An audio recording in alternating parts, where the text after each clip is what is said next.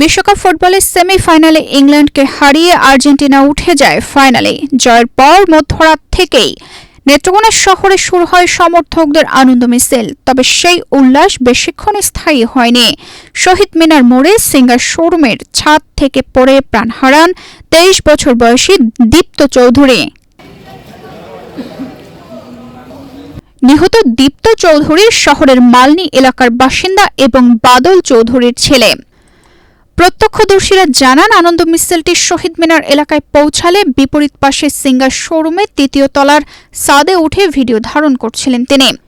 এ সময় অসাবধানতা বশত বৈদ্যুতিক তারে ছোঁয়া লাগে। তারপরেই নিচে পড়ে গুরুতর আহত হন দীপ্ত।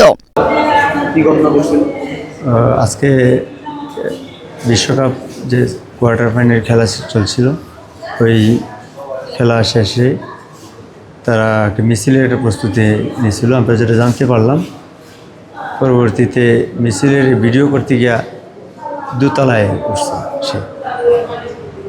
দীপ্ত দোতলায় উঠে ভিডিও করার সময় সম্ভবত ওই বিল্ডিংয়ের পাশেই তার ছিল, তারের মধ্যে সে ভিডিও করতে গিয়া কোনোভাবে টাচ লাগিয়েছে। আমরা যেটা মানুষের কাছে যেটা শুনতে পারলাম, এইভাবে পরে কারেন্টের তারে শক খাইয়ে নিচে পড়ে গেছে।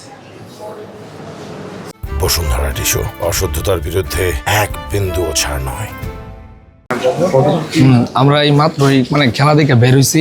বেরোয়ার পরে মিছিল, আনন্দ মিছিল করার জন্য শহীদ মিনারে আসা মাত্রই সে যখন ছাদের উপর উঠছে ভিডিও করার জন্য, হয়তো বা শর্ট খায়, কারেন্টের শর্ট খায়, তারপর রাস্তায় পড়ে। এটা আমাদের কাছে আমরা খুবভাবে এটা মানতে পারতেছি না। আমরা যা হয়েছে, উনি আমাদের সমবয়সী, কিন্তু আমাদের মাঝে যে এরকম একটা ঘটনা ঘটবে আমরা এটা ভাবতে পারি নাই। এটা আমাদের কাছে খুব দুঃখজনক, এটা আমরা আশা করি নাই।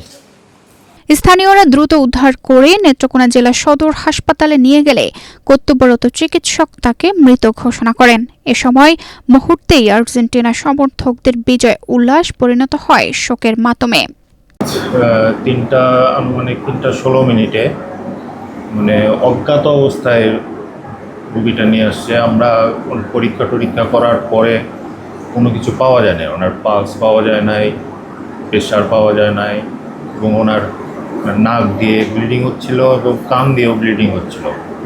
আমরা মোটামুটি ধরে নিয়েছিলাম উনি মারা গেছেন। তারপরেও আমরা ইসিজি করে কনফার্ম হয়ে গেছি যে উনি আমাদের কাছে মৃত অবস্থায় চলে আসছে।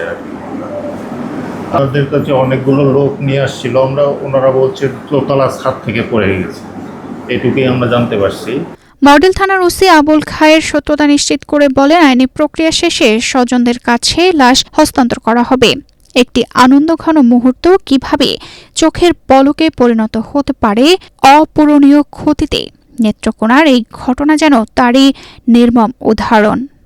সমাগমে কিংবা ছাদের ভবনে উঠে ভিডিও ধারণের সময় নিরাপত্তা নিশ্চিত করার পাশাপাশি বৈদ্যুতিক তার থেকে নিরাপদ দূরত্ব বজায় রাখার আহ্বান জানিয়েছে স্থানীয়রা। তানজিদা রহমান, ইনায়া, বাংলাদেশ প্রতিদিন।